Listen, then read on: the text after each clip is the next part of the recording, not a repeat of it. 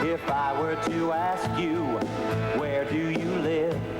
I wonder what kind of answer you'd give. An apartment or house? Well, that's simply stated.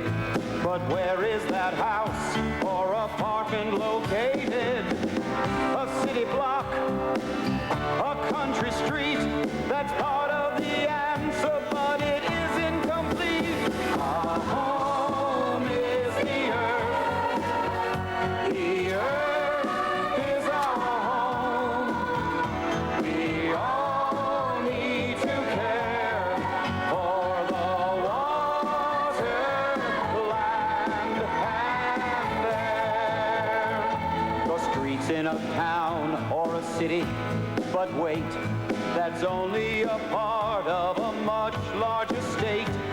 That state is a part of a much bigger nation, but that isn't really the final location. Our nation is part of the continent here, and the continent's part of the whole hemisphere. Our home is the earth. The earth is our home. We all need to care for the water, land, and air. The truth is, we're all citizens of the world. The oceans surround all of the land, and now when you're asked, you'll understand. Our home is the earth. The earth is our home. We all need to care for the water, land, and air.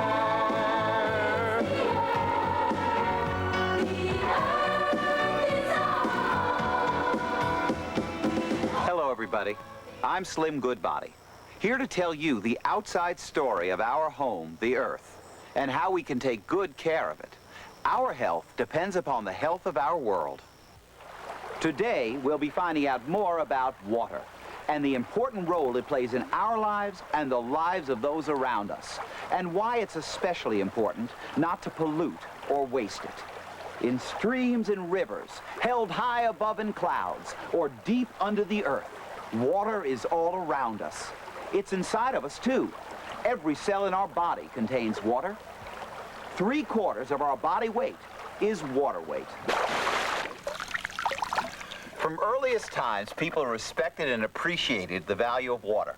In stories, songs, dances, art, and religious ceremonies, they celebrated the role that water played in their lives. The ancient Egyptians relied upon the flooding of the Nile River to irrigate their crops. For the ancient Greeks, Poseidon, the god of the sea, ranked among the most powerful. In India, some people bathe in the river Ganges as part of their religious rites. Many artists have attempted to capture the beauty of the seas in their works. And the great composer Handel wrote music celebrating water. You're listening to one piece right now. Looking at the Earth from space, you can see that most of its surface is covered by water. In fact, some people have suggested that we call our planet ocean instead of Earth. Solid land covers less than 1/3 of the globe. Yet, amazingly enough, we're in danger of not having enough water. If there's so much water around, what's the problem? At first glance, it does appear that we have more than enough water for now and for the future. But upon closer examination, we see that only a very, very small part of this water can be used to meet our needs. This tank contains 10 gallons. Imagine that this represents all the water on Earth. Now, of this water, most is found in oceans, and ocean water contains salt and minerals that make it unusable to meet most human needs. For example, it's unhealthy to drink salt water. Yuck! If you wash with it, it will leave you and your clothes all covered with salt. Oh, no! Growing flowers don't like it either. Help!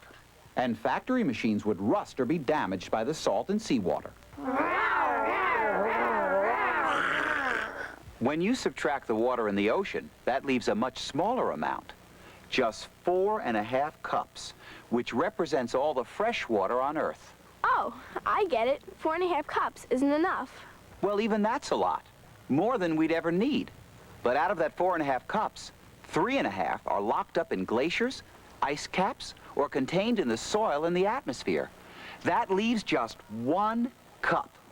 Oh, so 1 cup isn't enough. That's still plenty, but not all of that is usable. Some water is trapped deep under the ground and is too expensive to pump to the surface. And some water flows in remote areas very far away from where people live. When we subtract all of that, we're left with just 10 drops. 10 drops from 10 gallons? That must be trouble. Nope. Those 10 drops still represent more than enough water. The problem is that people waste it or pollute it. But don't we just get new water when it rains? Believe it or not, rainwater isn't new water, it's recycled water. No more fresh water is being created. What we have now is all we've ever had and all we're going to have in the future. The same water goes round and round in a natural process called the water cycle. When water in oceans, streams, rivers, and lakes is heated by the sun, some of it evaporates and changes into invisible vapor. As this water vapor rises into the atmosphere, it begins to cool and condense to form tiny droplets of water which we can see in the form of fog, mist, or more often, clouds.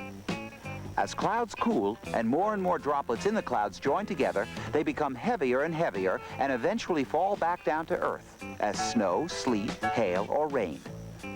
Most of this falls right back into oceans where it mixes with the salt water, or else into surface water, streams, rivers, and lakes, soon to be carried back to the ocean to continue the cycle. Some of this water falls onto the ground and soaks into the soil. It sinks deeper and deeper until it reaches a layer of rock that it can't pass through. It collects above this rock, and we call it groundwater. It's the source of our well water. Eventually, this water will also flow back to the ocean and continue the cycle. As water flows through the cycle, it's purified naturally. Today, we're using the same water that was here millions and millions of years ago. That's right, what you pour may have once been the drink for a dinosaur.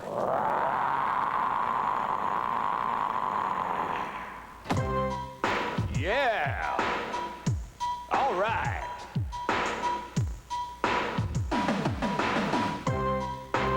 Wow. Yeah. Just think that what you drink may have been swallowed by a creature now extinct. I'm a dinosaur with a point of view, and I've come back to remind you, humans aren't the only ones who rely on a clean, clear, fresh, pure water supply. Birds and bees, plants and trees, snails and whales, dogs and fleas, all need water to survive, water to live, water to thrive. All living things, not just you, depend upon the water cycle too. The water cycle doesn't make new water. It recycles and purifies what's already here. Now, that wouldn't be a problem if we didn't pollute water faster than the water cycle can purify it. The water we drink comes from 2 sources, groundwater and surface water. People may not realize how they're polluting the groundwater. For example, when people throw away paint, it may seem to disappear, but actually it can seep down into the groundwater, which somebody might eventually drink. People didn't realize they could pollute the surface waters too. They thought if they dumped their waste in, it would just go away. But even if it's out of sight, that doesn't mean it disappeared completely. Throw some trash in the water, it drifts out of reach, but it doesn't disappear. It winds up on some beach, or drifts along the shoreline, as ugly as can be. Pollution is created by people, don't you see? Everything goes somewhere. No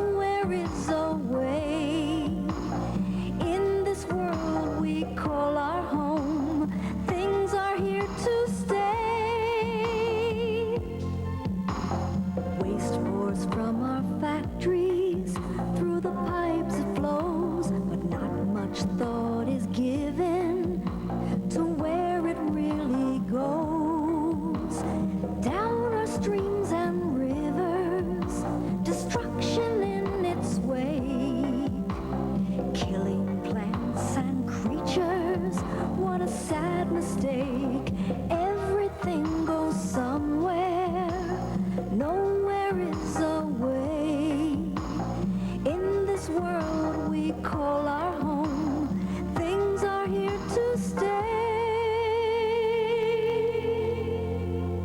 When water is polluted, we can't drink it. We can't swim in it because it can cause diseases. And we're not the only ones affected. Plants and animals suffer as well. All living things need water to survive. Sometimes we forget that we are only one of the members of the family of life. The world belongs to all of us, and it's up to human beings to take responsibility to help other living things. Today, people are beginning to realize that they have to protect their supply of fresh water. They need to reduce pollution and work with the water cycle to help make our waters clean again. Now, pollution is one problem, but wasting water is another. Because there are more and more people in the world all needing fresh water, and the supply is limited, we have to be careful of every little bit. And here's where you can really help. Small things, ordinary things you can do every day. Well, you may not think they're much, but if you and your family and your friends all join together, you'll find that it all adds up. It all adds up. Make sure when you're brushing that water's not rushing wastefully down the drain. Once your toothbrush is wet, if you turn off the faucet, 5 gallons of water get saved. It all adds up. It all adds up. When you're doing the dishes, fill up the basin. If the water keeps running, you'll be wasting and wasting. It all adds up. Wasting 25 gallons. It all adds up. Go take a peek and look for a leak. See drips where they appear. If a small leak's not stopped, all those drip, drip drops can waste 3,000 gallons a year. It all adds up. It all adds